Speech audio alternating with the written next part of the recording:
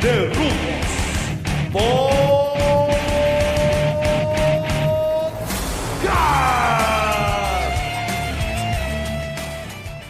Welcome, Rudo Nation, to another episode of the Rudos Podcast. Today, we're going to be breaking down New Japan's New Beginning in Osaka. A great show, big card, sold-out arena.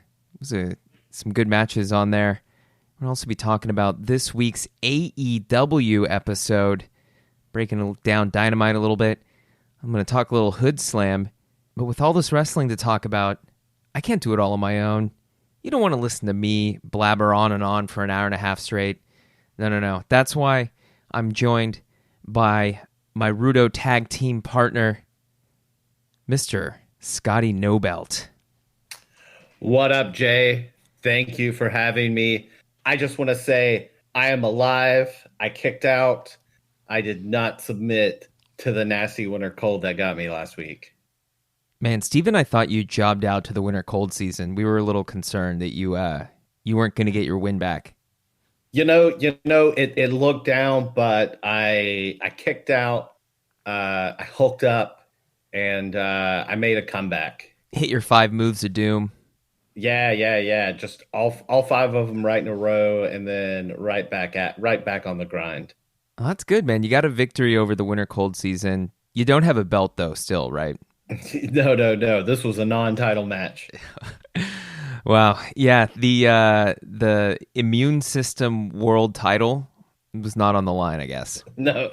Yeah, this was just this was like a special house show. Luckily, it was short-lived.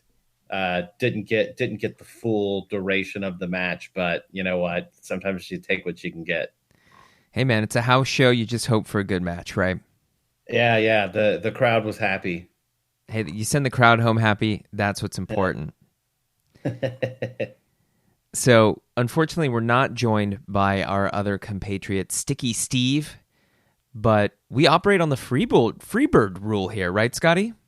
That's right. As long as, there's 3 of us, but as long as 2 of us are available, the championships are still here. Oh, wait, I don't have a belt, so that doesn't make that much sense, but you know what I mean.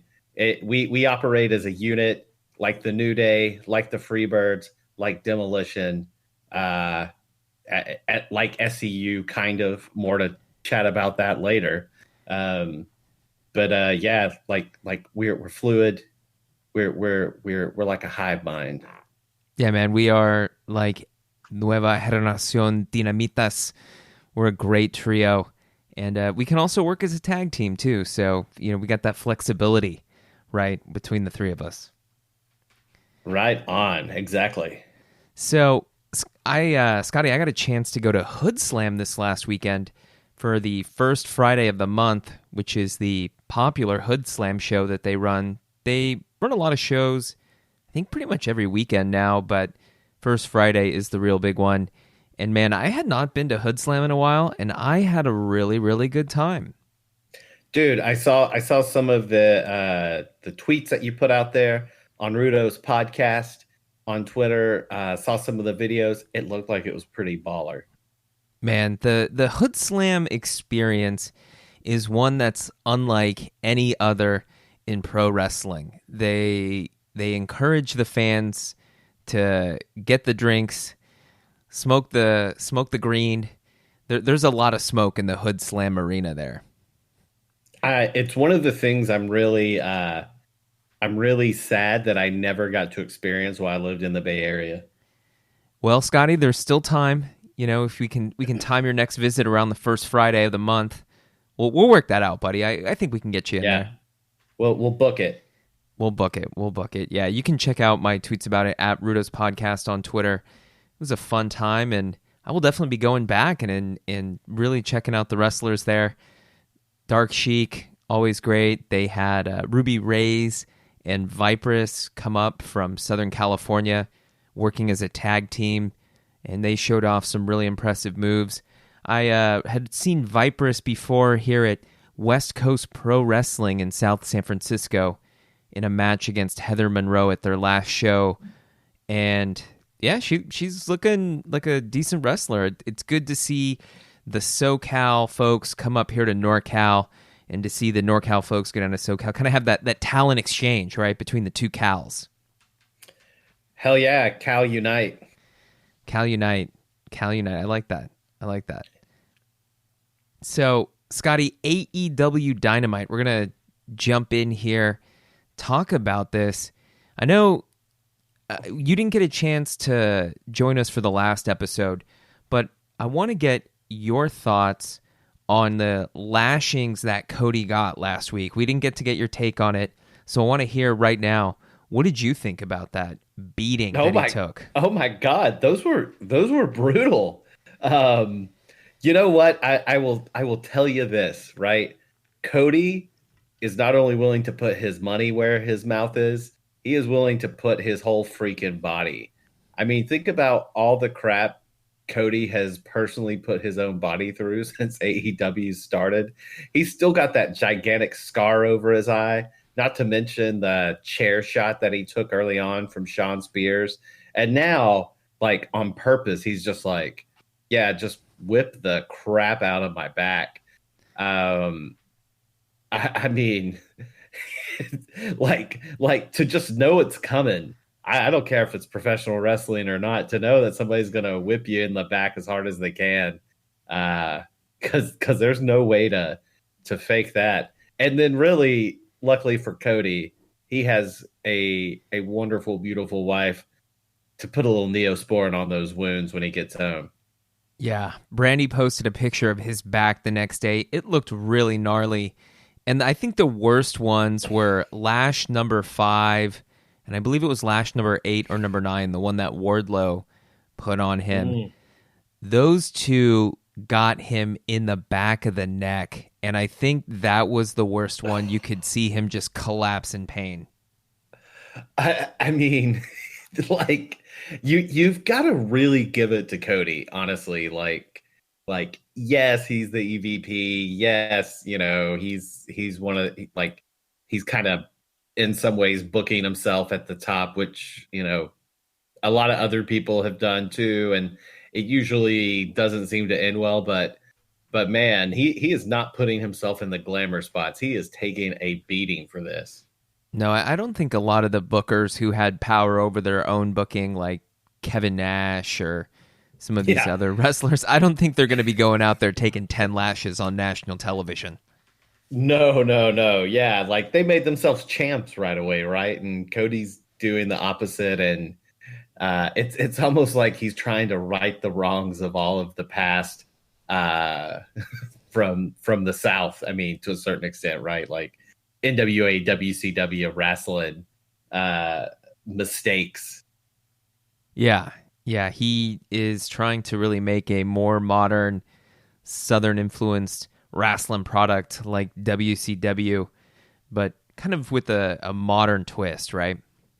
Well, the other thing that you know, I listen to, I mean, I listen to a lot of wrestling podcasts. Probably that's like the only thing I listen to these days, including our own. But you know, listening to Jim Ross's podcast, and they were talking about the other day, you know, they usually talk about old stuff, but occasionally they get on the current AEW, and they were even talking about how, like, you have to understand that Tony Khan is legitimately a huge wrestling fan, and apparently he has, like, a photographic memory for wrestling. So some of this is coming from him too, of like, oh yeah, this is something they did in Memphis in the 80s. Let's do it with a new twist. Or, you know, they've done a lot of, like, bringing back old timers. Like, they had Missy Hyatt on, and who was the other guy? I forget. It was Austin Idol, I think. Yeah, it was Austin Idol and Missy Hyatt, and they've done that at a couple other stops that were the home to, like, some of the older territory, like stomping grounds. So there's a lot of really bringing back, like, wrestling, golden age wrestling history into what they're doing, which honestly I think is great. And then, just to segue us into this week, and then you get like a show like this week, which didn't really feel like it had those influences. But dadgummit, I felt like this whole week of AE Dynamite, and not to mention kind of 2 weeks in a row, was on fire. Oh, yeah. Overall, I think this may have been top to bottom the best AEW Dynamite episode so far, and maybe their best event top to bottom. I felt like I was watching a pay-per-view at a couple moments. They had 2 title defenses. Yeah, for really. I mean, it did. And, like, man, and like, dude, if you want to jump right in, that tag team match at the beginning, like, wow. Like, I mean, that's probably like to open the show super hot. Man, it was so good. Yeah, they came out, they being the Elite, Kenny Omega and Hangman Page, the AEW Tag Team Champions, defending their title against SCU, Kaz and Scorpio Sky. And other than the kind of Dark Order little vignette that ran before the match, kind of teasing a new member, that kind of slowed it down a little bit. But I mean, once the match started and the action got going, they really went out there and put on a hell of a match and got the crowd hot. I mean, the Dark Order thing, I get it. That's probably part of a longer narrative. But as soon as they got past that, I mean, and of course, it also got Christopher Daniels out from ringside because he goes back to check on the Dark Order to see what's going on. I want us to mark this moment. Actually, Jay, I've tweeted about this a couple times. I fully believe Christopher Daniels is the higher power. Again, kind of what I was saying earlier about doing some old wrestling callbacks and putting them right. If you remember back in like the 90s, there was the whole Undertaker reporting to a higher power storyline in the Bad 3-Letter Company. It ended up being Vince McMahon, but originally it was supposed to be Christopher Daniels. But Vince McMahon thought Christopher Daniels was too short. So again, I think this is Christopher Daniels' chance to be leading some dark cultish organization and to right a wrong from the past. Well, in early Ring of Honor, the fallen angel Christopher Daniels did lead the Prophecy, which was kind of the I don't know if they were quite spooky or had the same cult-ish vibes and tones that the Dark Order have, but Daniels was their leader, and they were a group that didn't respect Ring of Honor's rules. And he had some great matches coming out of that run and a couple of really hot feuds there in like 2002, 2003, and I think 2004 Ring of Honor. All right. See, I didn't really watch Ring of Honor then, but I'm making my prediction. I'm putting my neck on the line. Anyway, sorry to tangent there.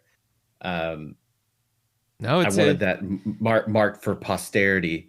And now to say, man, as I like to call them, Mega Hang, they have turned into a really good tag team somehow. Yeah, we didn't see a lot of the miscommunications and mistimed moves between the two of them that they had been doing in previous matches. We didn't see Kenny Omega accidentally take a buckshot lariat, right? Oh, thank God. I mean, he tried. He really tried, but one of the SCU guys knocked him out of the way, and I'm like, God, why is he still trying to hold someone for the buckshot? It never works. No, but the combo buckshot V-trigger does look pretty awesome. It's really great. And I mean, dude, this whole match, like, so much great athleticism. I actually kind of liked how, Frankie Kazarian and Scorpio Sky, they were not afraid to bend the rules a little bit here and there, and JR and Excalibur did a good job of pointing it out. Like Scorpio Sky was he was in a little bit of the shady territory. Obviously showing that they were willing to do anything to try to get those titles back. Yeah, they definitely went a little rudo there to try and steal a victory from your boys Mega Hang, but it didn't work out. It just didn't work out, and maybe it was not having their magic talisman, Christopher Daniels, at ringside. We don't know. Yeah. I mean, I think they even kind of looked around, at the end and like, oh, well, where was our guy? Like, man, it sure would have been helpful to have him out here to help direct traffic. But of course, he wasn't there. He went back to check in on the Dark Order. But after the match and after Hangman gets his beer from the crowd, which just continues to amaze me, the resurrection of Hangman Adam Page's kind of character. Like he does not resemble the same kind of almost gun shy looking dude he did when he was challenging for the first AEW championship match, right? Like the crowd are so into Hangman. They love giving him beers. They love seeing him crowd surf. He gets his beer, he gets out of the way, but then the Dark Order comes out again. We still don't see Christopher Daniels. No Christopher Daniels, and we got a very big face-off between all of the different tag teams that are going to be competing in the tag team battle royal next week. I'm looking forward to it. I think that's going to be a fun clusterfuck. The Young Bucks came out and really, I think, made a statement amongst all of those tag teams that came out there to brawl for a little bit. Them and the Butcher and the Blade. I think those are the two teams to watch. Yeah, they have that running feud going. You've got the Best Friends, the Hybrid 2. There's just a lot of good tag teams in there. We didn't see Private Party, right? No, Private Party wasn't out there. I'm not sure if they're in the Battle Royal or not. They're really good. I hate that I skipped over the Best Friends because even though I feel like they're unfortunately the tag team that usually ends up doing the job, or the Hybrid 2, I really like them, and I like the Hybrid 2 also, but I think the Best Friends, they're really fun to watch. How can you not love Orange Cassidy? He wasn't out there. I think if he's out there, the Best Friends, clean the mat with the Dark Order and the Butcher and the Blade and everybody. He actually came out during the commercial break. Oh, okay. I was watching it on DVR and I gotta squeeze it in before we started recording, so I fast forwarded through it tonight. Yeah, I watched the fight stream, so I saw the between the commercial breaks, they have they just keep on the action in the arena. Yeah, oh, nice. Then we saw the Darby video. I guess he's gonna try to face off against Sammy Guevara at Revolution. I thought it was a really creative video. Darby may also have a future as like a sketch artist because the drawing he did of Sammy Guevara with herpes all over his face from kissing Chris Jericho's ass all the time looked pretty spot on. He has some serious skill as an artiste. I mean, yeah, he's a skateboard artist. Who's to say he's not a visual graphic artist too? And like herpes are forever, so after you get those from kissing somebody's butt, they don't really go away. No. It's the gift that keeps on giving. Yeah, totally. So the next match, speaking of Sammy Guevara, he faced off against Dustin Rhodes in a very surprisingly athletic match out of Dustin. I didn't realize he still kind of had that much juice left in the tank, but to keep up with a high flyer like Sammy Guevara, he really went all out and showed off that he still has a lot of athleticism, even after, 30 years in the ring?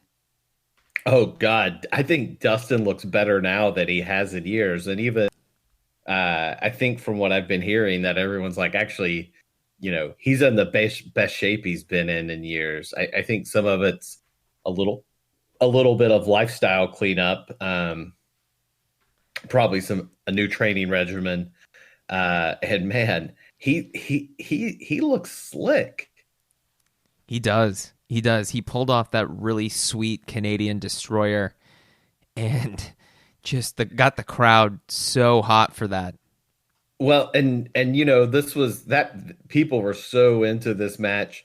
Is Dustin is a hometown boy from Austin, uh, so obviously people are going to be into him. The one thing I wanted to say is I because his new I like his new like makeup and the whole like natural look that he has, but I do kind of miss the old natural WCW music where they call him the natural. I always really liked that as a kid. Um, Yeah. and then I also was that a new finisher from him? That's a good question. I don't know. I mean, he's been using the crossroads, right? He's used that. He's used a few of them.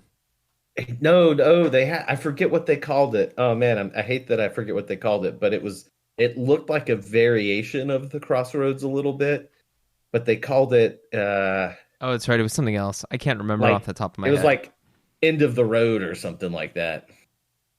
Yeah. I mean, he's just moved so well. And a really good match. Got a victory over Sammy, and then managed to call out and get a challenge out of Jake Hager for Revolution. So it'll be Hager's first match in the company on the next pay-per-view. Or as I like to call him, Jake Dockers, because it seems like all he ever does is walk around in his Dockers and his polo shirt. And the loafers. He's always got the loafers. And the loafers, like he's supposed to be this MMA badass, and I'm like, really? You walk around like you just got done playing a round of golf at the country club. Yeah, he looks like he's going to a party on the boat. Yeah, like like he looks like he's fresh out of an or not fresh out of a J. Crew photo shoot. Yeah. Very New England summer vibe you get from his wardrobe choice. I mean, he's only missing like tying the sweater around his neck. He should do that next week. Just come out with that. That I mean, hell, maybe that'll be his look. I did think it was pretty funny, cool that Dustin was like, "You're not even very good at MMA," and JR's like, "Oh no, Jake Dockers here is really good at MMA. He hasn't lost yet." I'm like, yeah, like let's keep that in mind. He is a legit tough son of a gun. He is undefeated so far, but his last match, I believe, was called a no contest due to I don't think they disqualified him or gave him a loss for it, so he is technically still undefeated. I mean, whatever. If he's been doing mixed martial arts at a high level, and I don't care if he's lost one or not, you've got to be a tough son of a gun to do that in the first place. Yeah, that's why he started using the knee to the groin, because he kneed a guy in the groin like 2 or 3 times in his last match in Bellator. Oh, I saw him give that to, I guess, Moxley later. We'll get to it. Yeah, that's why it's and now that makes sense. Yeah. So the next we had that Britt Baker interview, and La Ruda started watching actually at this point as we were hanging out here at the Rudo Dojo, and she was really impressed with how Britt Baker came across as a heel, as a Ruda, and she was also really impressed that Britt Baker is actually a dentist. I mean, I guess that, shouldn't be the most surprising thing. Although, just the time it takes to become a dentist Seems like it would be really time consuming and make it hard to be a professional wrestler also. Um, you know, that again, whoever's really, thinking about the angles and everything for all of these wrestlers, man, Britt Baker as a heel, I think it's fantastic. She's not quite natural at it, I don't think, but she's pretty good, and her ripping on Tony Schiavone is hilarious. I liked how she said that Yuka Sakazaki's tooth had to come out because it was abscessed.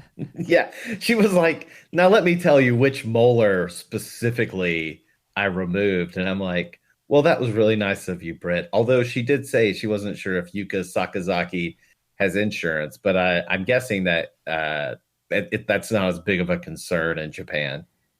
No, I think the insurance is free there. Yeah, They have so the national health care. so Britt needs to go check her facts on insurance coverage for Yuka.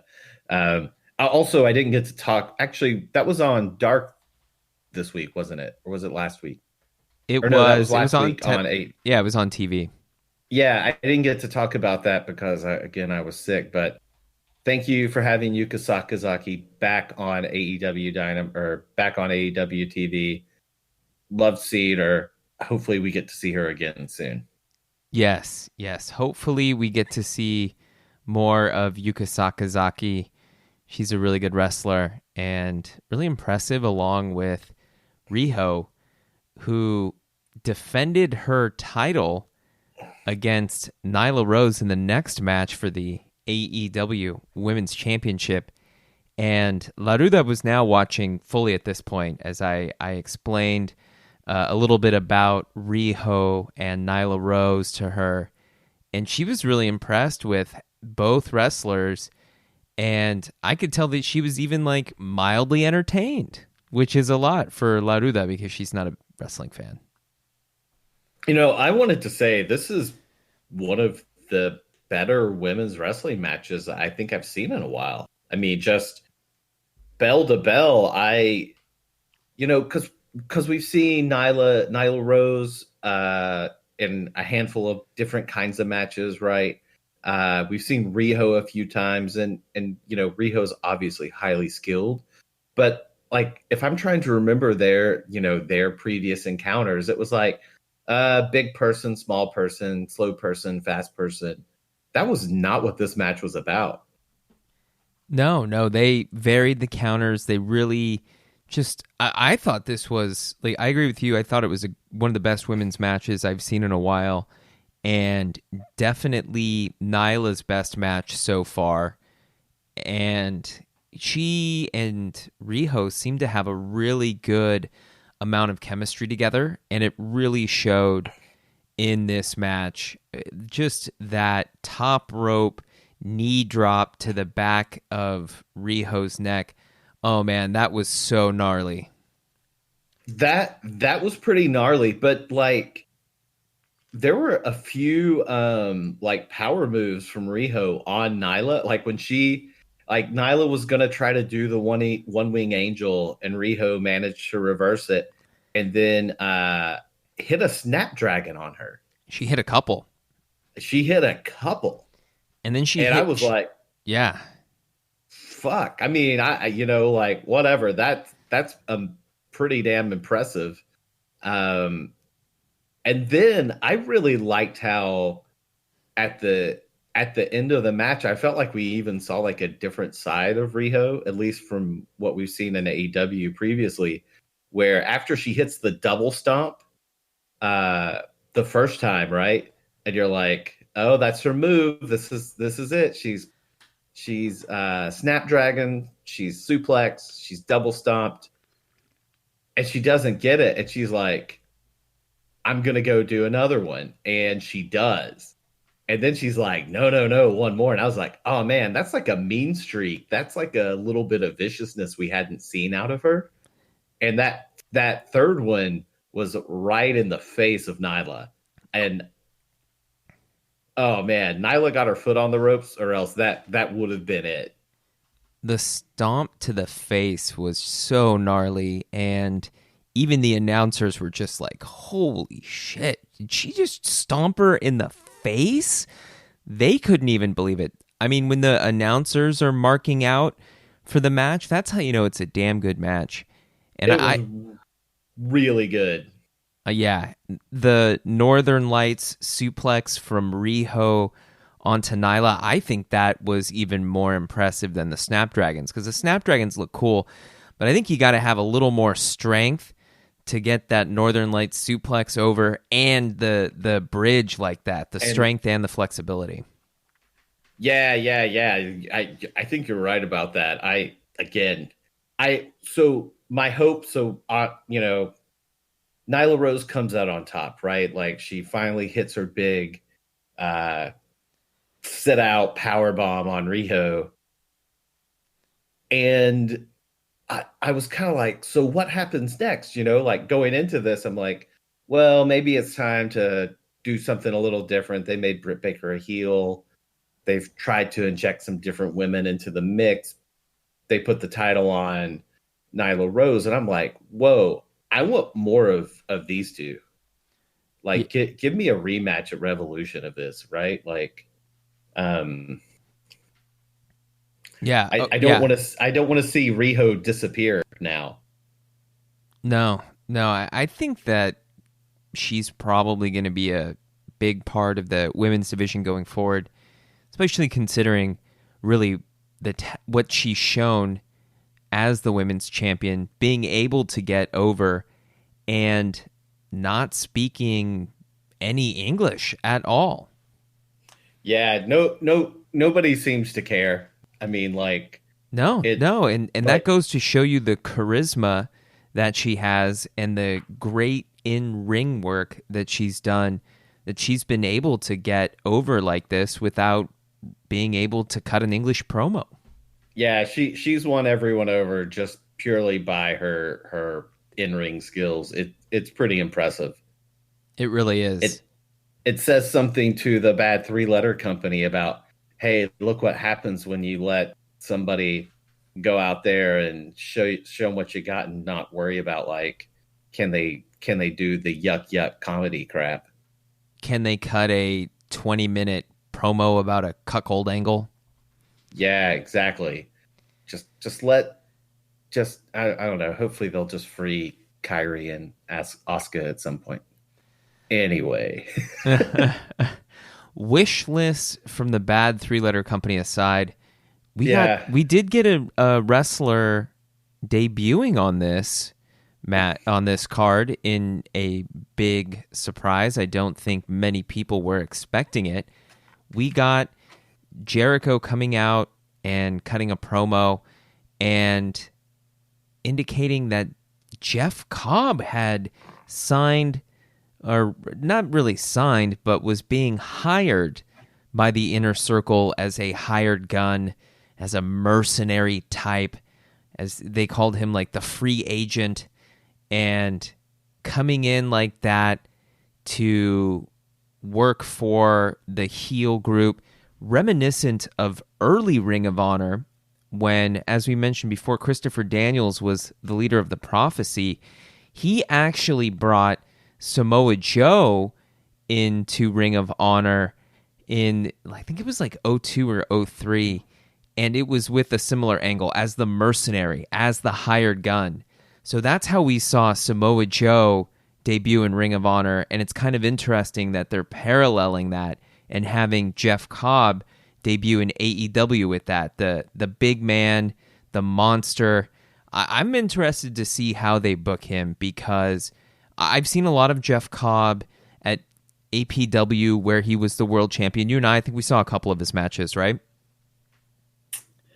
Yeah, we definitely have seen a couple of his matches live. I actually am going to get to go see Jeff Cobb here on the 21st. He's actually going to be wrestling here in Seattle at Defy at their King of Crash event, which I am super pumped about in general. But now even more so, I'm like, dude, Jeff Cobb's going to be there. Hope maybe I'll get a chance to say hey, because I don't know, they end up wrestling in her laps at Defy. And I saw that he was going to be there, and I even thought like, that's kind of weird. At one point, when we watched the G1 together this past summer, we thought, oh, this is his entrance into New Japan. He's going to make a big splash in New Japan. And then after the G1, he kind of disappeared, right? Yeah, he was working as a true free agent. His Ring of Honor contract expired, and he was just working freelance everywhere, still making New Japan appearances as a freelancer. And now we don't quite know if he's a freelancer or if he is signed with AEW. There have been, I believe, some reports coming out about him having signed, but I don't know if there has been an official announcement about it. So he could still be a freelancer, giving him the flexibility to work AEW, work the indies, and still do shows with New Japan, either in New Japan of America or in New Japan in Japan. So he may have that option still if he has indeed not signed a contract, if he's just doing freelance appearances. Oh, interesting. Yeah, I guess like maybe I'm just kind of conditioned to the Monday Night Wars and the bad 3-letter company where like you're not going to be on TV unless you've signed that long-term agreement. But if that's what he's up to, then good for him. Either way, I'm excited to see him, and it sounds like he and Moxley are going to tangle soon. That's a match I'm looking forward to. Next week, he'll be facing off against Jon Moxley, and he is a very physically imposing wrestler. Jeff Cobb, not super tall, but he's very wide and extremely strong. And he had that really good run as Matanza under a mask in Lucha Underground. And it's kind of amazing to go back and watch that. And that mask he was wearing looked quite heavy and quite warm. I can't imagine it would have been very fun wearing that. And I believe he also wore like overalls, like an overall outfit. So it didn't look like the most comfortable gear to wrestle in, but he did really well. And he really showed that he could play that monster heel quite well. So maybe AEW capitalizes on that, and we see them use him here as that monster heel type. We'll find out next week when he faces off against Moxley. Yeah, I'll be, it's so interesting because, and I'm sure, we're going to talk about the parallel universes that these wrestlers are currently living in. But as they were talking about it, Jericho was like, yeah, I'm bringing in Cobb. I'm like, I'm pretty sure Jon Moxley's familiar with Jeff Cobb, as they tangled in the G1 this past summer. Yeah, and I think they worked a couple multi-man matches against each other too. So they're familiar, and we'll see what happens next week. The next match that we got to see was MJF facing off against Jungle Boy.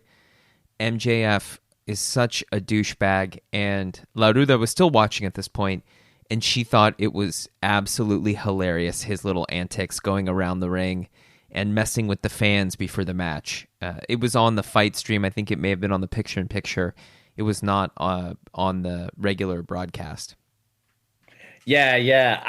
Even Northern Belle, whenever she's in earshot of AEW and she hears MJF talk, she's always like, all right, her ears perk up because she's like, that guy is really good at being an asshole.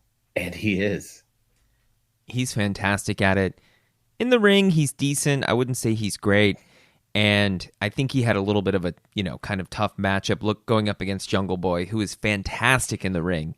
I mean, Jungle Boy, you and I got to see some of his early matches here in the West Coast Indies, and now he's working weekly TV and putting on really good matches and showing off his athleticism. And God, he's only like 22, 23?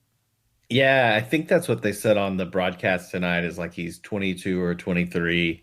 Um, this match didn't do a lot for me. I actually feel like Jungle Boy, at least in AEW, a little bit more in like in the tag team matches.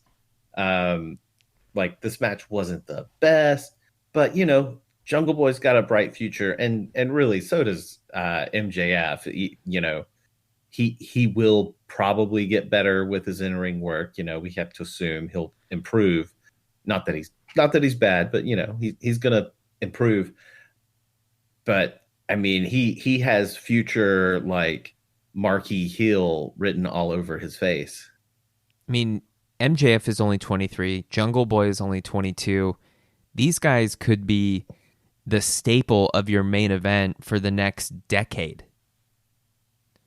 Yeah, I mean, it's really definitely an interesting little window into the future. It's kind of funny because MJF, while you said he's okay in the ring, he's a star on the mic, and he's got all the charisma in the world. Jungle Boy, he's got some charisma. He's really good in the ring, but like whenever they've given him the mic, you're just like, oh, you're not there yet. I would almost rather him do like back when we saw him in the indies. He there wasn't a lot of talking in general, but he was still going around the ring like picking fleas off of his fellow wrestlers, like he really was from the jungle.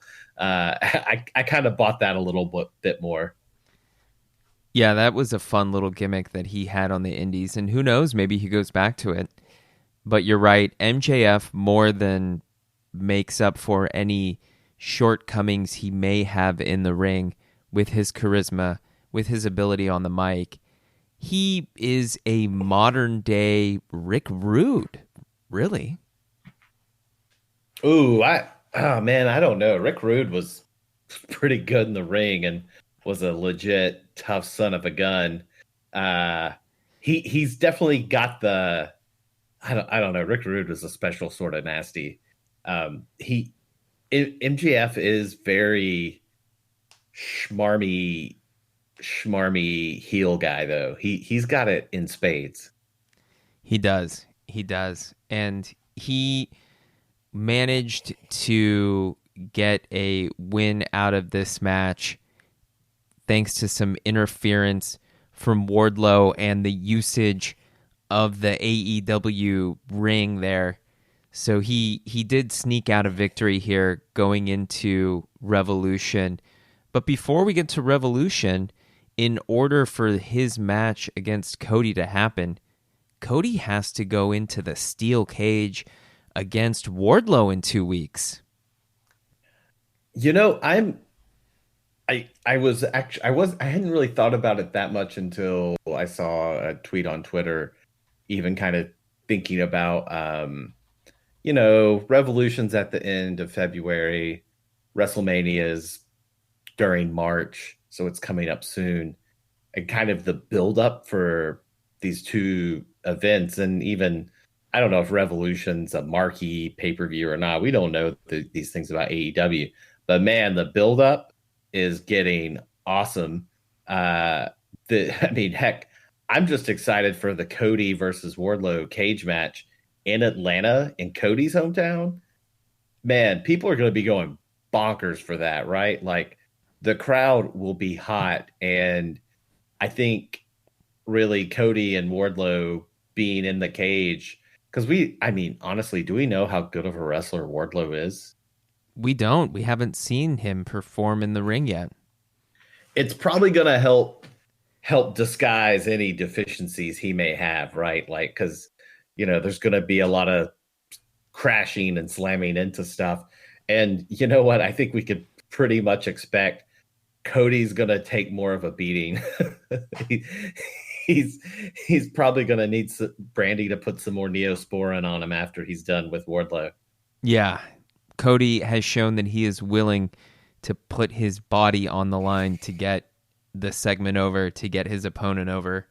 So we'll see. And like you said, in front of that Atlanta, Georgia hometown crowd, you got to imagine they're going to be hot as hell. Oh yeah, like it that match is gonna blow the roof off. And I think that whole event, I think we're gonna be looking at three really hot AEW shows in a row. I'm honestly, I'm already looking forward to next Wednesday. Yeah. Yeah, I can't wait. 2 weeks. We'll enjoy it. We'll talk about it here. So listen for one of our future episodes when we break down that cage match. I'm sure we will, Scotty. We have to.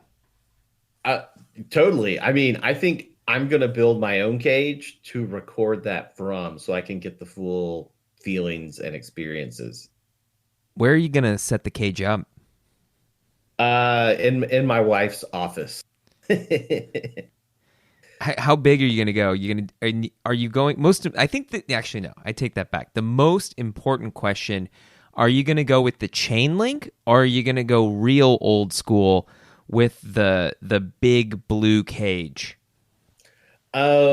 Probably chain link just because it's a little easier. Maybe chicken wire because it's a little more malleable. So you know, it's like going to be a miniature version. A mini cage.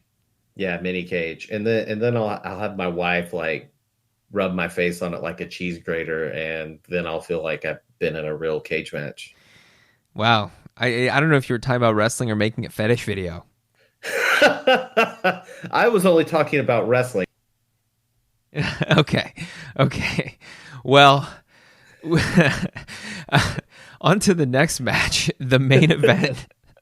Moxley versus Santana in a pretty good match. And I got to say, the eye stuff was kind of hokey, but they really made it work. And La Ruda absolutely loved it because she's an optometrist. And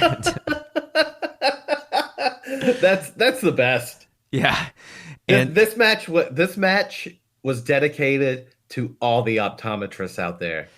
It was really the perfect match for her. She got such a kick out of it, and especially how the announce team was talking up the side effects of the eye injuries, like, oh, they're disoriented, oh, they're dizzy, oh, like Mox getting the rum spray in the eye.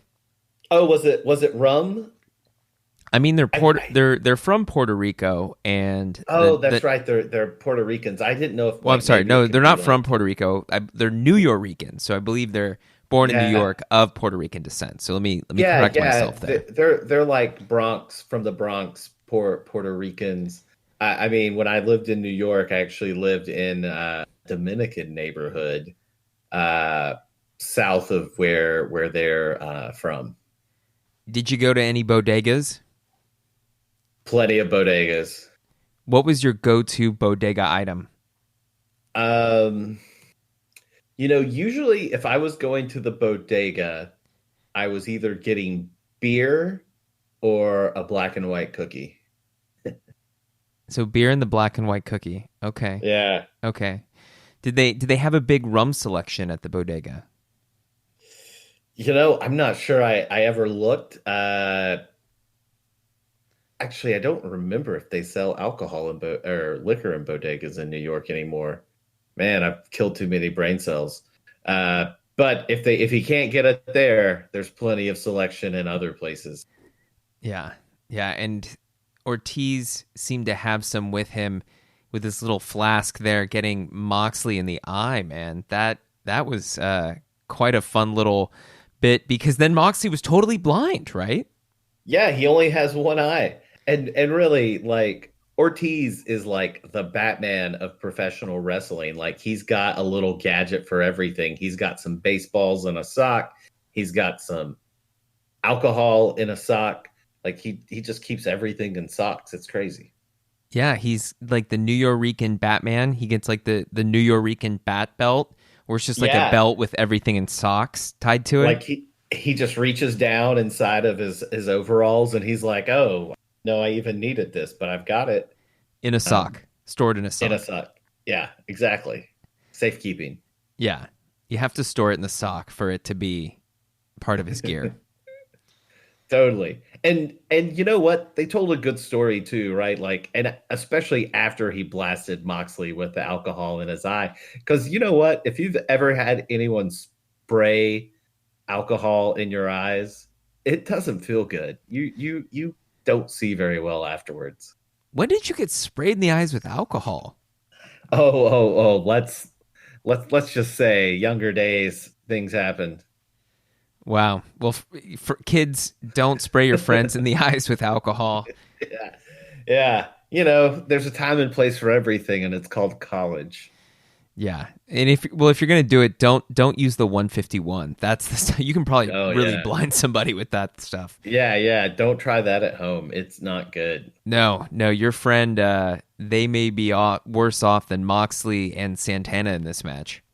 Yeah, just remember, kids, just because you see it on TV doesn't mean it's okay. It doesn't. It doesn't. And maybe we'll talk about that a little bit later from a little tweet I liked and saw. But overall, Scotty, would you say that this was the best AEW Dynamite so far? I mean, it, you know what? They've been on such a good run. Last week was good. I love the one on the boat also, just because it was really different and weird. Man, they were really putting on some good quality weekly wrestling shows. I I can't even begin to describe how happy that makes me. Yeah, they So is it the definitely. best one? It's up there. It's maybe right now tied with last week. Yeah, they've definitely seemed to have nailed down the consistency much more lately. So we'll see. We'll see what happens going forward. And I do want to say one thing, right? So Mox was had a full on eye patch, but as we said, he's been traveling through like parallel universes, right? Like he's also been doing some time in Japan. He's really racking up the frequent flyer miles. And I thought his eye looked a little bit better. Looked okay eventually in the Minoru Suzuki match. It did. I mean, eventually he got it ripped off, and we'll talk. Yeah. We'll talk about that when we talk about the New Japan New Beginning in Osaka here in just a moment. But Scotty, before we get into New Japan, Oh yeah. I know you are really excited about this week's Rudo move of the week. Uh, you know, this year it started off a little slow on the Rudo moves. I mean, we're just like, what's going on? Why is everyone in wrestling being so nice? And then our man, Joey Ryan, the king of the dick tricks. King of Dog flipped- Style.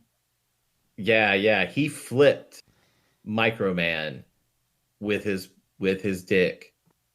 A man who he says is smaller than his dick, which after watching the footage, I might believe him. Poor Microman getting dick flipped. He's only like 2 feet something tall. Yeah, I mean that means Joey Ryan's quite the man. Yeah, do the math. Poor Microman. He got dick flipped. That was a real dick move. It was such a dick move. And congratulations, Joey Ryan. You won the Rudo move of the week. I know you saw this tweet. He gave it a like. Thank you, Joey. We appreciate it. Thanks, Joey. Enjoy your Rudo Move of the Week award. And as you go on dick flipping other people forward, just come on. Take it easy on Microman, though, man. As of right now, he could be in the lead for Rudo of the year. Last year was Lance Archer. Lance Archer hasn't really done much so far this year. So, Joey looks like he could be in the lead for that prestigious award. He could be. We'll have to follow him and the other wrestlers throughout the year. And people got to follow you to see your Rudo move of the week that you tweet out at Scotty Nobelt. Follow the man. Make sure you're paying attention when he gives his Rudo move of the week award. I'm straight and other awesome fun stuff. Just like the New Beginning in Osaka, New Japan Pro Wrestling's first big show of the year. They did run a couple of cards in Sapporo in Hokkaido, but this is like the first kind of culmination of that, the main card from the New Beginning tour.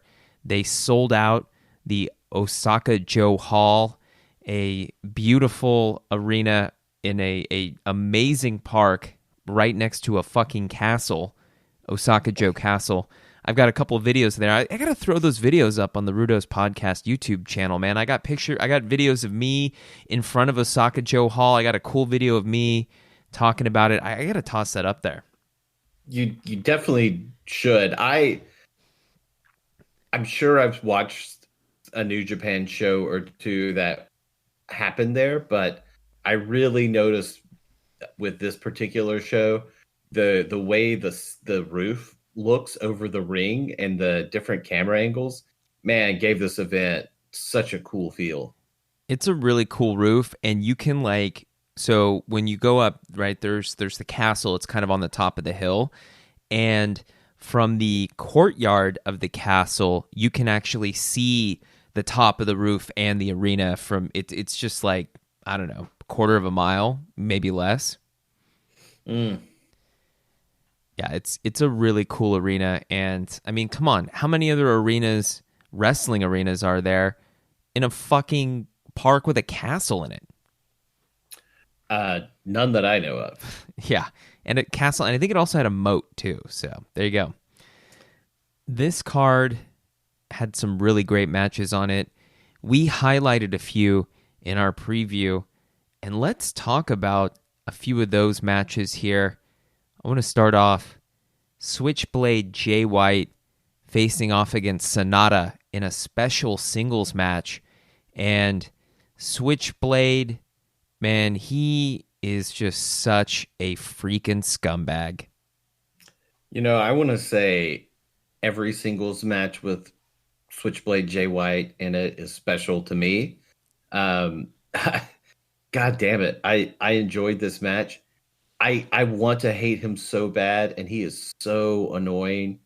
But man, he is so good, and you just can't help but watch him. He needs to trim his beard. Oh, I know. It's so gross. I think it's great, though. It just makes him look even more disgusting. It's like he and Gato are trying to compete to see who has the worst looking beard. Who do you have in that competition right now? Is in the lead? Jay White. Jay White. He's a winner on that one. Yeah, because it's just like so unkempt, right? Yeah, it's just like, it doesn't look good. But damn, his wrestling moves are good. His wrestling moves are great. He is just so smooth. It's fantastic watching him work. And really, this was a good clash of styles going up against Sonata, right? Because both these dudes are pretty athletic. Jay White's a little bit more like rangy and a little slim, whereas like Sonata is kind of the thick athletic dude. And he just really meshed well in this contest where these two guys, went at it. The story of Jay White reminding Sonata that he's not at his level. Very good taunting. And a great post match. A great post match promo too. Yeah, I enjoyed all of it. I do want to say, we talked about this a couple weeks ago with Sonata, about how he needs a new / better finishing move. And this match really showed it, because when he got to the end of the match, it's like, all right, he's gonna go for the Skull's End again. Yeah, and it's just not working.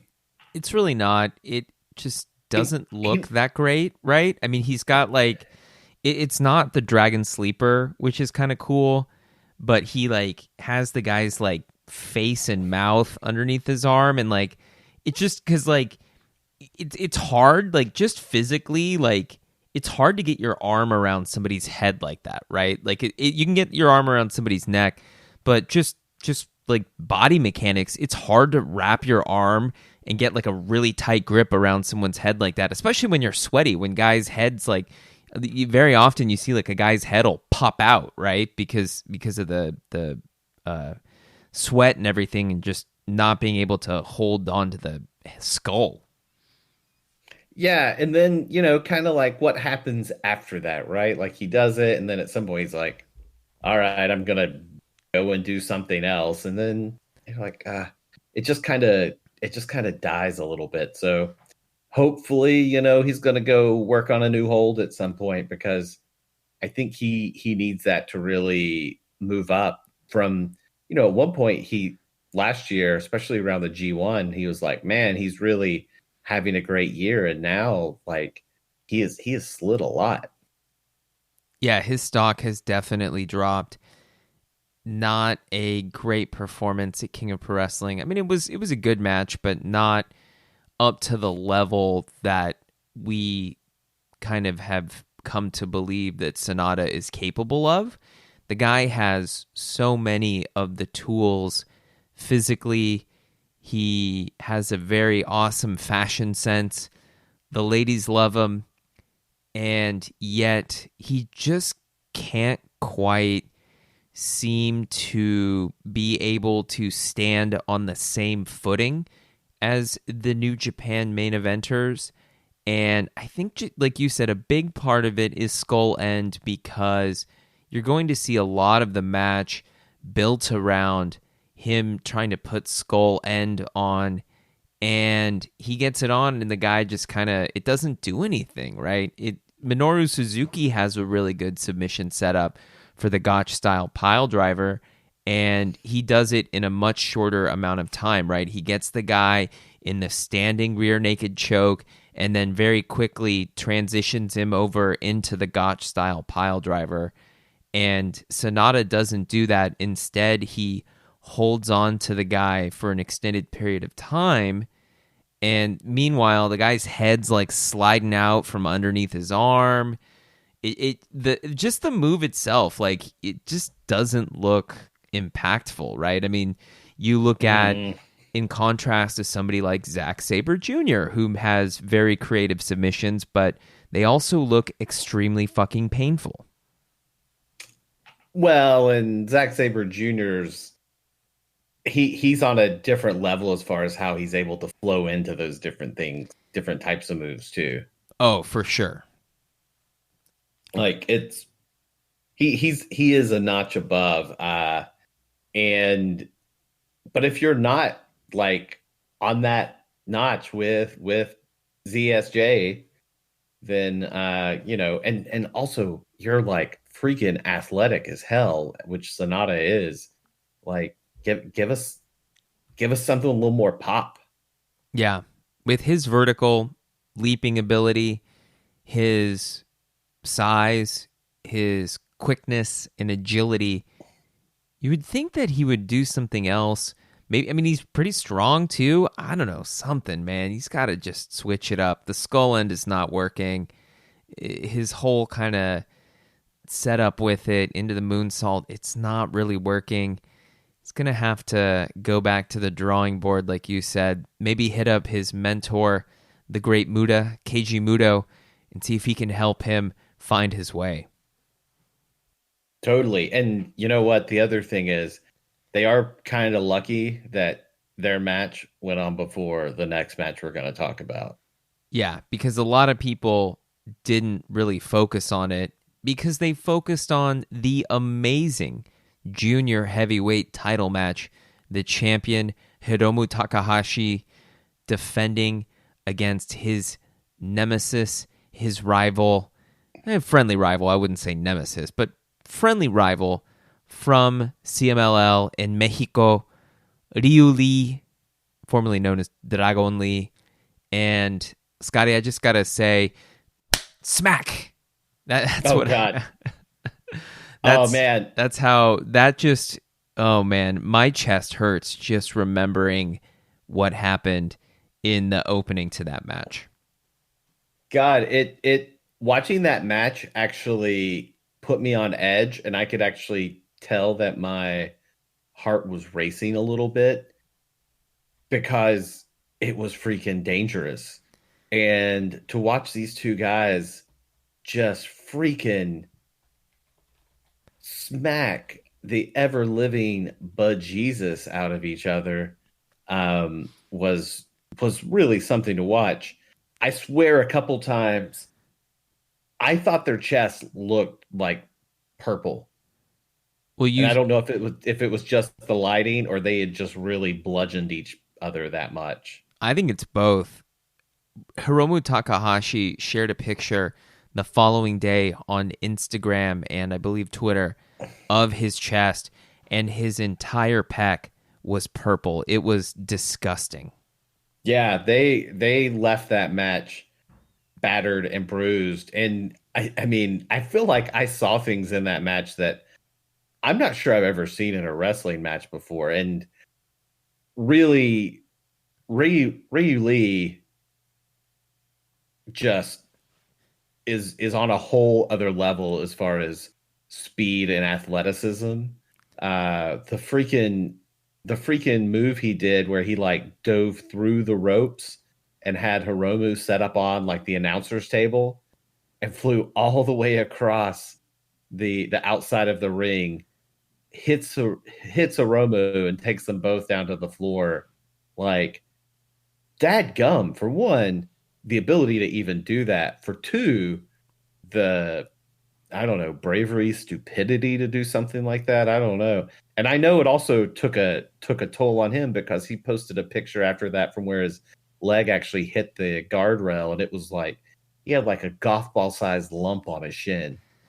Oh yeah, he had a nasty hematoma on that shin from hitting the guardrail. I mean, you got to imagine that if you are trying to calculate the distance from, let's say, the point at which he takes flight, right? The point at which his feet leave the ground and he goes through the ropes to actually hitting Hiromu. He was like on the table or on, from there. I mean, that has to be what, 6 feet, 8 feet, maybe? Oh man, at least, if not a little bit more. Because you got to think he's got to take off before the ropes so he can bend over and push and launch himself through them. And then he's basically shooting like a straight line, so he's got to have a lot of velocity, right? Like he's not like leaping over. He has launched himself like a missile to do that move. And you know what? Honestly, while that was probably the most bonkers move, there were like 3 or 4 other ones that just like they almost made the like Kota Ibushi Naito matches look sane. Oh, the suplexes that they traded were nuts. They were just dropping each other at a super high angle. Oh man, just this whole match, it was insane. The overhead throw that Hiromu does from the apron down to the floor. Oh, the power bomb. Lee. Yeah, he just like it wasn't quite a oh god, it wasn't quite a backdrop, but Ryu Lee's racing towards Hiromu and he grabs him and just kind of lifts him and throws him overhead, and Ryu goes head over heel and he just lands on his back on the concrete. Like, I mean, come on now. Like there is no way that felt good. Man, this match, the chops back and forth. So I invited a friend over to watch it. He's a Japanese student. He speaks much better Japanese than me. So he was interested and he was like, yeah. I was like, yeah, come check it out. I'll show you. And this was the first match, or no, this was the second match that he saw, and he was just like, oh my god, like what are those guys doing to each other's chests? Yeah, these two, like, this show we've talked about a couple times where like we've seen people really really put their bodies on the line, and this one is even like, I mean, this takes the cake, right? Like I felt bad for any match that had to follow this one. Yeah. Yeah. And the match that had the honor of following this one was another fantastic match. It was a really great 1-2 combination here with your boy, Jon Moxley, his eye patch and championship as he's defending the U.S. heavyweight title against Minoru Suzuki. And Scotty, I gotta apologize to you, buddy. I did this on last week's show, but now I get to apologize to you here, voice to voice. And I'm sorry, man. I doubted you. You said that you called it Moxley coming out with the eye patch in New Japan Pro Wrestling, and I just dismissed it. I dismissed you outright. And what kind of asshole am I? And you're right. You're right. So To be honest with you, I wouldn't be surprised if Moxley was wearing the eye patch through the airport security and while having dinner with his lovely wife, right? Like, because he lives for pro wrestling. So for him to go to Japan and he showed up with it, although not whoever does their eye patching in Japan, not as good as the folks that do it in AEW. No, he used more of like the kind of traditional eye patch, whereas in AEW he has kind of a wrap style. Yeah. And then it still looked like they put like a piece of gauze bandage over his eye underneath the patch. So he was going for full realism there, because he had, when the eye patch initially came off, you can kind of see he had like a flesh-colored gauze bandage over the eye. Yeah, and you even could see him kind of like wipe it off and like kind of like you can see him kind of just like be like, like fuck it, like back to the task at hand, and no surprise that he really wasn't blinded in that eye. But you know what he was in this match? He was beaten the crap out of by Minoru Suzuki. Yeah, these two really went at each other. It was a true display of violence. We knew it was going to be violent.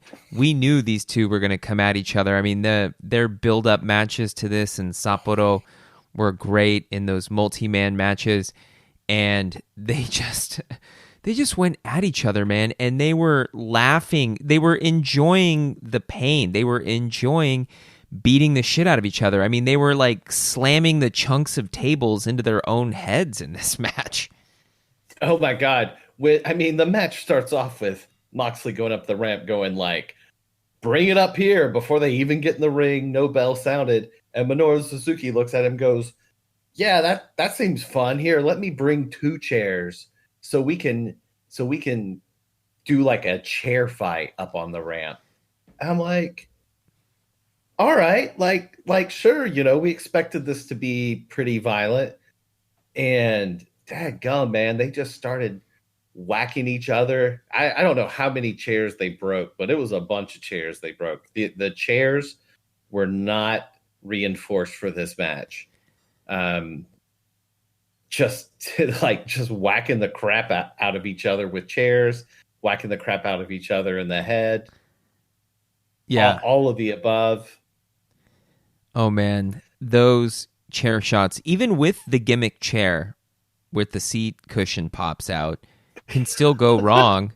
I mean, look at what happened with Cody and Sean Spears. That chair was supposed to be gimmicked, and well, look what happened to Cody's head. Yeah, when you're swinging something solid at somebody, even if there's a right way to do it, it doesn't always work. And then so you're watching this and you're like, God damn, like they really are just beating the crap out of each other. And then you see that evil smile and the laugh of Minoru Suzuki. I mean, he looks like a little like evil, violent version of Gollum or something like that, right? Like he's just, God damn, he's a scary dude. He's fucking terrifying. I mean, you got to remember the guy beat Ken Shamrock back in Pancrase in pre-UFC mixed martial arts. The guy is a legit dangerous badass. I mean, he trained under Inoki, he trained under Gotch, he trained under Billy Robinson. He has legit catch wrestling pedigree. He's probably one of the best catch wrestlers in the world still, even in his advanced age. And yet he's in there just going blow for blow. And like you said, they was laughing at him. Like Moxley just wails on him and he's laughing. I mean, really, in this match, and this doesn't happen very often with Jon Moxley. Like, I was like, oh, Minoru Suzuki is tougher than Jon Moxley. Now, granted, Moxley was the U.S. champ, and Moxley got the win, but I have at the end of that match, I felt like, oh, Minoru Suzuki is a tougher, more of a badass than Jon Moxley. I hate to say it, but I think that's a fact, Jack. Well, even though Minoru Suzuki did come up short, there was a great camera shot there of him lying on the canvas and like smiling after getting spiked on his head with the Death Rider. Hell yeah, the real Moxley finishing move. The real Moxley finisher, exactly. Like, man, it still drives me crazy. If any of our listeners out there can actually explain to us why his finisher has two different names, please help me out. Chris Jericho, it's the Judas effect in both leagues, but Moxley, they're different. I don't get it. But so he hits the Death Rider, which is a badass name for a wrestling move. And then we get a little like Zack Sabre Jr. sneak attack. Are we gonna see Moxley go up against the human noodle Zack Sabre Jr.? I think so. I think we are gonna see Zack challenge for the U.S. Championship. It'll be interesting to see where it happens. We don't quite know that yet, but we are very likely to see that match next, and I'm looking forward to it. I would like to see how Moxley's gonna work with Zack, if he's gonna use a more technical style, if he's gonna go for violence, gonna go for both. We did see a little bit of Moxley's technical work here with Minoru Suzuki, not a ton though. They mostly kept it to the violent stuff. So as they should. Yeah. Nothing wrong with that. No. But it will be a different match against Zack Sabre Jr., and it is a very interesting matchup of styles. We'll see how they adapt and how they are able to work together. I'm kind of interested to see it. It's kind of an interesting, like, cool little dream matchup, right? Oh, absolutely. Like, definitely a good mix of styles. Yes. And that brings us to the main event, the double title match. Tetsuya Naito defending the IWGP Intercontinental and IWGP Heavyweight titles against the most hated man in Japan, Kenta. So, truth be told, I only had a cursory view of this match. I basically caught the end, but actually I still had it playing beside me as we started to record, and I didn't really watch much of it. I did see that there was like the big, it's a main event with a Bullet Club guy, so of course there has to be some Bullet Club BS. They got thrown out. Red Shoes wasn't having it. Once I think somebody grabbed him, right? They grabbed him or something, and he was just like, no. Get the F out, all of you. Totally. And then, I guess really, like, what did you think of this match, Jay? I thought it was a pretty good match. It was a bit overshadowed by the previous two, which, I mean, come on. Those are two really tough acts to follow, right? Yeah, I mean, I think any match going on after Hiromu and Ryu it's a tough act to follow. Moxley Suzuki notwithstanding. And to me, this match was really about like the sneak attack Kenta had on Naito at the end of Wrestle Kingdom. Yeah, and how much the crowd hated him. They were booing the ever-living shit out of him when he came out. You never hear the Japanese crowds boo that loudly. They had there was some serious heat there for Kenta. And like it I guess that's necessary because the thing is like I I mean, even at Wrestle Kingdom, right? Like Kenta lost his belt that night. I mean, the only way for him to really feel like I guess he's deserving of that shot is by being, such a royal asshole, and being the most hated man. But I wasn't sure I really felt like Kenta was um championship match like ready. Yeah, I can see that. I can see that. Although he was a main eventer in Pro Wrestling Noah, he was the GHC light heavyweight and heavyweight champion. So he does have that experience. But, I mean, I think most people knew Naito was winning. But this was a good first defense for him. A pretty good match. He, it was a little Passion of the Naito a bit, where he kind of gets beat up for a good period of it. But it's Kenta. Kenta's offense looks quite believable. Kenta really laid it in on him. I mean, those kicks, Kenta's kicks are just so nasty. You can really see his kickboxing background on display, right? Yeah, and at one point, Naito got bloodied as fuck. Yeah, I was trying to recall where he hit his head. I couldn't really see it. I think he clipped it maybe on the post or something, or maybe he clipped it on like a turnbuckle, the metal part behind the turnbuckle. But he got cut open badly. They did take off one of the pads too, so it could have been from an impact with that. But yeah, he was a bloody mess at the end of that match. Yeah, I think it got him like up at the scalp line or something. Because New Japan, they don't do blading, right? Well, actually, no, I take that back. They did allow blading between Omega and Jericho, but it was at a press conference. It wasn't in an actual match. Yeah, and really, I mean, I don't expect it, and don't in a match like this, it was not necessary to just do it, but I was assuming it was hard way. Yeah, that's what I assumed too, and it looked pretty nasty. I mean, Naito, he's got that long hair, right, and he wears it like close around his face, and his hair was like soaked in blood. It was a pretty gnarly mask. Yeah. It was almost like Ric Flair-esque from back in the day, where the blood would just mix with the sweat and the hair and everything, and it just magnified the nastiness of it.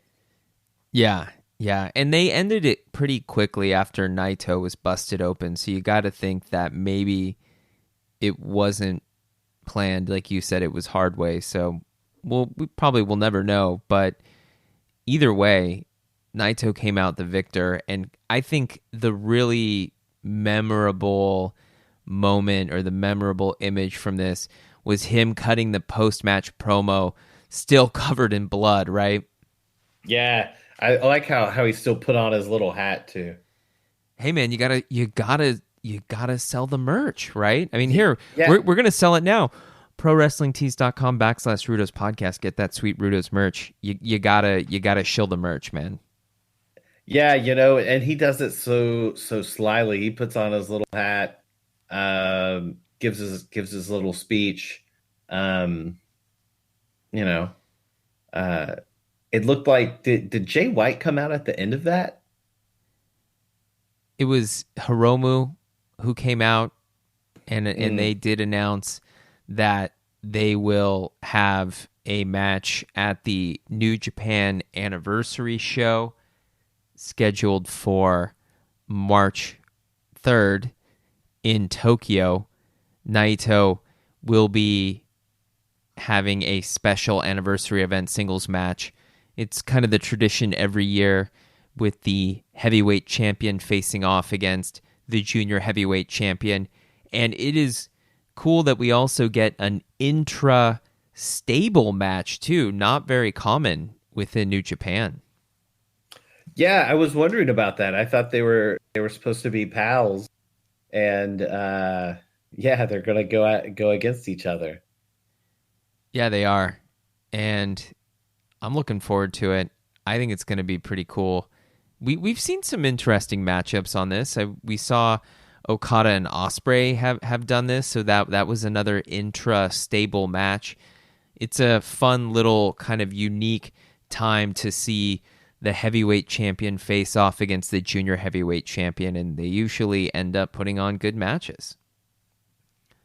I'm looking forward to it. I am really becoming a Hiromu fan. Like I hadn't seen a lot of him, and the couple of matches I saw, like, well, one of them was the match where he got hurt, and then he hasn't been around much up until recently. So I'm excited to see that. I am too. And you and I, we were there at the Cow Palace when he was hurt. And what did you think of Ryu Lee teasing the Phoenix Plex during that match? The move that you accidentally broke Hiromu's neck with. He teased it twice in the match. Yeah, the first time, and the announcers did a great job of like selling it the first time, and then the second time you're like, oh snap! Like Ryu Lee will do anything to win, but really, that was kind of the story of the match.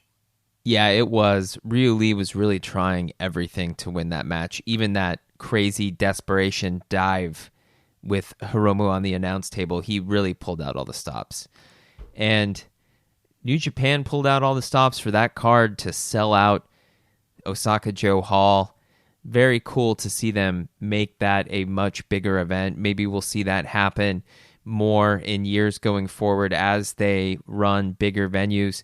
And it looks like New Japan just really turning that show from a smaller show into a bigger one. I wonder if we'll be seeing them do more of those with some of the other maybe C-tier shows that they have throughout the year, bumping up the cards and trying to run bigger venues. It seems like they're able to do it, right? The product's hot right now. Yeah, the product's hot, and I mean they've got a lot of really good talent, so they can keep it fresh, which is really awesome as well. Yeah, man, and I want to say this has been like a fantastic week of pro wrestling in general, right? Like between the New Beginning show and the AE Dynamite we got, just really we're definitely starting to get into like the real meat and potatoes of wrestling season. We are. Wrestling season is in full swing. This weekend there's a good GCW card that they're putting on. Warrior Wrestling is also putting on a fantastic card at the same time. I'm really torn between which one I want to watch live.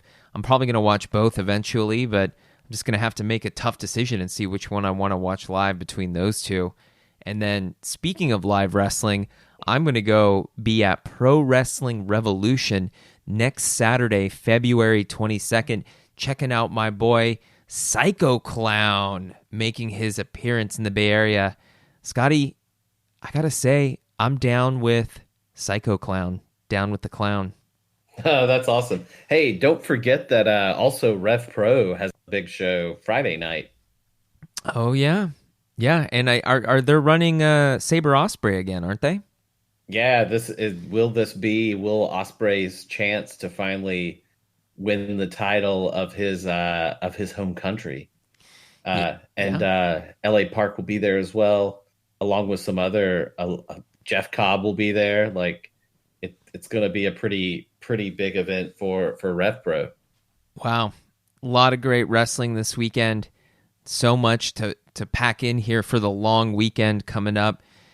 Scotty, I'm glad you're fully recovered, buddy. Now, I got to ask you, your secret to getting over that cold, was it a little bit of the bubbly? Well, I did not drink any of the bubbly, but I do want to say I got my very first can of Strong Zero shipped directly from Japan, and that might have had a little to do with it. Oh, really? What flavor did you get? Purple. How'd it taste? Wonderful. Excellent. Yes, I've got my Strong Zero here. I'm going to have some this weekend. I think I'm going to crack one open. Love me some Strong Zero. You got to be careful, though, man. That stuff, it's 9%, man. That could knock you on your ass if you're not careful. Damn straight. All right, Scotty, amigo, as always, it's been a blast talking wrestling with you. Yeah, Jay, thank you very much. Appreciate it. Appreciate everyone who takes the time to listen to us. Shoot us some feedback. When you get a chance, we're always on Twitter. We're always ready to listen. And let's keep on enjoying all this awesome wrestling.